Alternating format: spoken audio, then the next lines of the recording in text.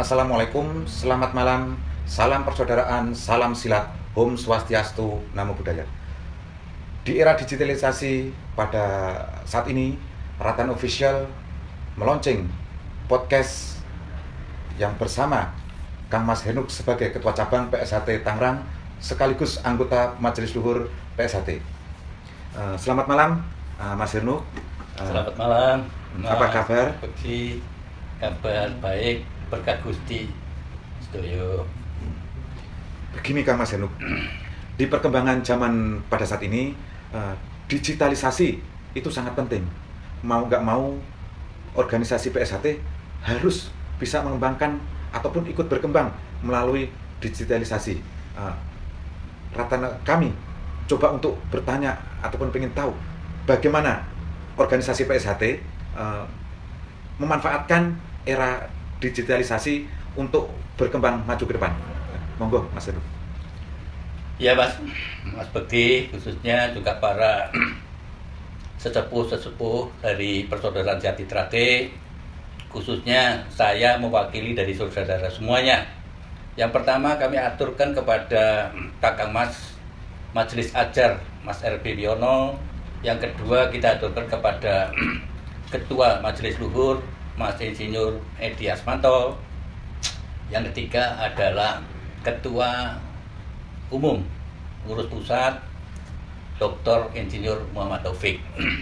Perkenankan untuk terlebih dahulu saya dengan saudara kami di Tangerang ini, khususnya di Kabupaten Tangerang, yaitu bersama Mas Yusuf Bekti, kok saya dipanggil untuk memberikan pandangan ke depan melalui dunia digitalisasi atau dunia maya ini. Ya saya sebagai seorang Isatrate ini harus bisa berani Mas. Oke Mas. Tapi sebelum melangkah ke depan kita harus ini loh, dunia maya yang sudah disediakan oleh negara dan sudah mendunia ini.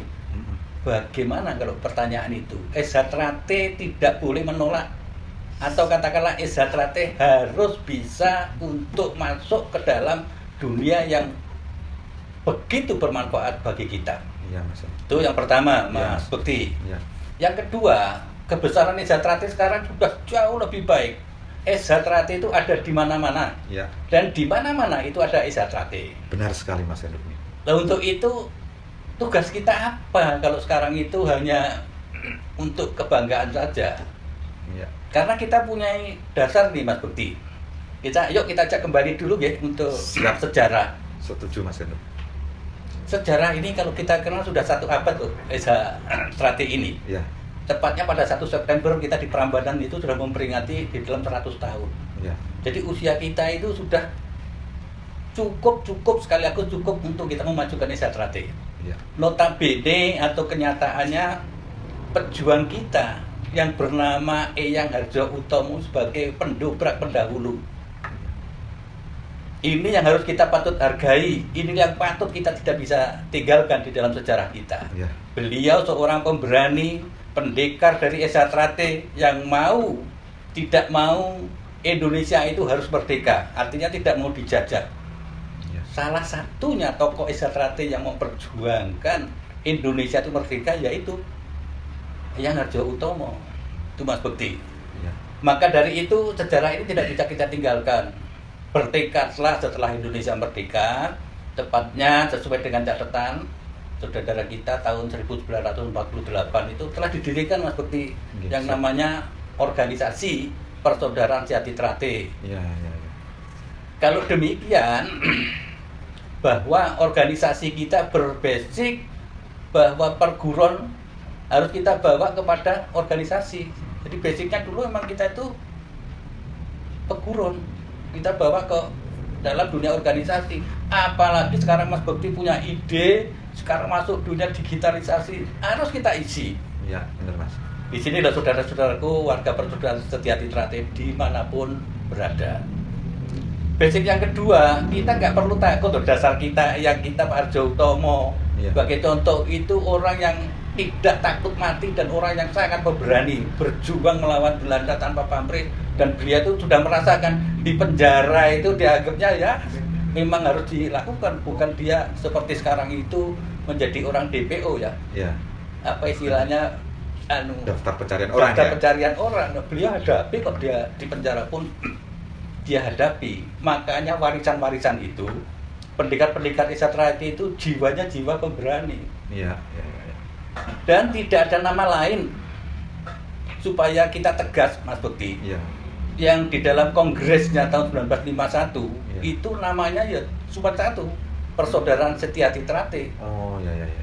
Meskipun Pak Harjo Utomo sendiri sebagai pelaku, dia nggak mau kalau disebut dia itu sebagai pendiri organisasi. Dia hanya cukup perintis. Iya, iya, iya, iya. Setuju. Karena Iya. sangat menghargai unsur persaudaraan dengan saudara-saudara yang lain. Maka dari itu kalau ada nama saudara kita menyantumkan nama-nama lain di luar Esa Trate itu udahlah, jangan dianggap Mas Bekti ini. Iya, iya. Hanya satu namanya adalah organisasi Persaudaraan Setyati Trate. Siap, Mas. Berarti gini Mas Enuk ya. Menurut kita dari sejarah orang SH Trate itu tetap yang namanya menerima perubahan sesuai dengan perkembangan zaman Mas Enuk ya.